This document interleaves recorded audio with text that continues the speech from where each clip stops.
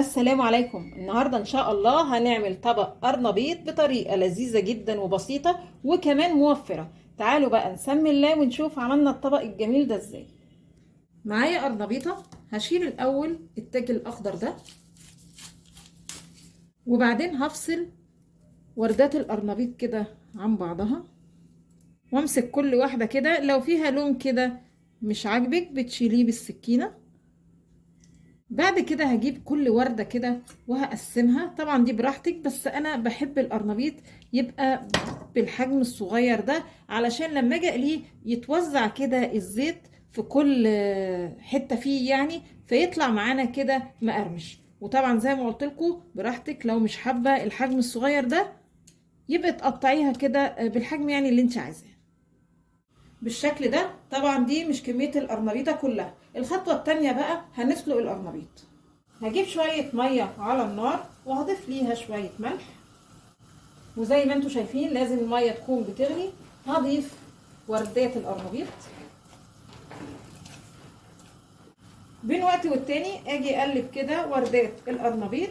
والسوى انا عايزاه 3/4 سوى، مش عايزة سوى كامل يعني، علشان يكمل سوى في قلية الزيت فيبقى معانا طالع مقرمش. لكن لو احنا خرجنا القرنبيط مستوي خالص، لما نيجي نقليه هيبقى طري كده ومهري.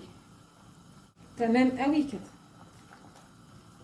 و3/4 سوا يا جماعه، يعني مش ان انا اخرج القرنبيط كده ني، لا بصوا، يعني لما تيجي تدخلي الشوكه كده تبص تلاقيها بتدخل بسهوله والقرنبيطه ماسكه نفسها، بس في الوقت نفسه بصوا مش مهريه ولا اي حاجه، بس لما تيجي تحط الشوكه تدخل معاكي. برضو احنا عايزين القرنبيط يكون مستوي.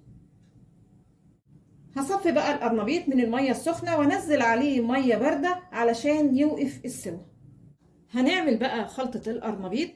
هنقول بس المكونات الأساسية، عايزة تزودي بقى براحتك حسب كمية القرنبيط معاكي. معايا هنا كوباية دقيق، والتوابل اللي هاخدها طبعا الملح أساسي، معايا كمون وكزبرة وفلفل وبابريكا مع شوية كركم بتدي لون حلو قوي للقرنبيط، وفصين توم. والأحسن يعني التوم يبقى فريش معاكي، ما يكونش يعني متفرز في الفريزر.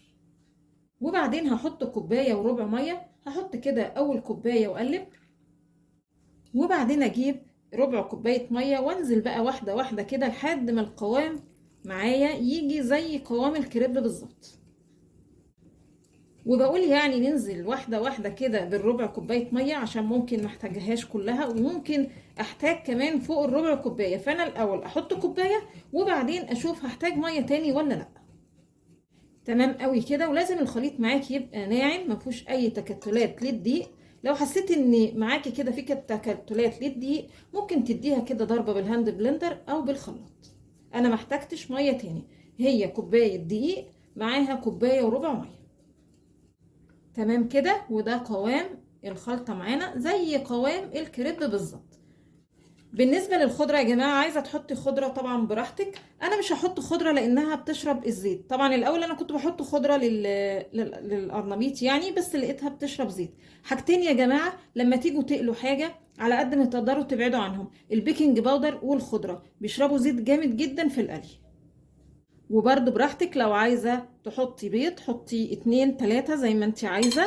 انا بقول لكم بس الطريقه اللي انا بستخدمها في قلي القرنبيط بتخلي القرنبيط كده طعمه حلو وفي الوقت نفسه بيبقى خفيف في الاكل.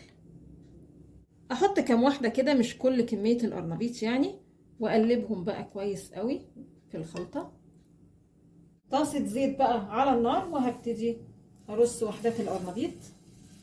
والقرنبيط ما كبسوش كده في الطاسه، ادي لكل ورده كده مساحه بانها ايه علشان تتحمر يعني كده من كل النواحي. واجيب زيت كده احطه على الوش علشان ادخل الزيت في كل الورده فتتحمر معايا كويس. اقلبها بقى الناحيه التانيه، ونفس الحكايه برضو ادي زيت كده فوق كل واحده علشان تدخل كده ايه فراغات القرنبيط، وما يبقاش القرنبيط جواه بقى العجينه، يبقى ايه كل حته قرنبيطه كده مستويه حلو. تمام قوي كده. هخرجه بقى من الزيت، اصفيه الاول كويس قوي واخرجه بقى على مصفى او على مناديل مطبخ. وعلشان خلطة القرنبيط ما حطيناش فيها خضرة، فاحنا هنعوض الموضوع ده بان احنا هنخرج القرنبيط بعد ما يتقلي على طبق كده خضرة مشكل. طبعا على الوش هرش برضو خضرة. حبيت بس اوريكم الشكل النهائي للقرنبيط قبل ما ارش الخضره. زي ما انتم شايفين القرنبيط كل الكميه طالعه بنفس اللون. عايزه اقول لكم لما ما بقتش احط للبيض للقرنبيط يعني بيض، بقى كمان اوفر في الزيت، لان البيض كان بيعمل رغاوي كده في الزيت، فما بعرفش ان انا استعمله تاني. لكن القرنبيط من غير بيض بتقدري تحافظي على الزيت وما بيخدرش معاكي خالص. شوية خضرة بقى كده على الوش عشان القرنبيط كده ينور. عايزة أكد عليكم يا جماعة إن الطريقة دي فعلا لو محدش لسه جربها يجربها، فعلا بيبقى أكل القرنبيط خفيف جدا. تعالوا بقى نشوف إيه الأخبار. عايزة أقول لكم إن الأحجام الصغيرة دي بتفتح النفس لوحدها، يعني لو عندك أطفال ما بيحبوش القرنبيط الأحجام الصغيرة دي بتعجبهم قوي وبيبقى مقرمش وزي الفل.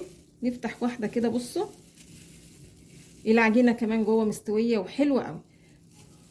يا رب النهاردة الفيديو يكون عجبكم، وانتظرونا ان شاء الله بفيديو جديد، وما تنسوش الاشتراك في القناة.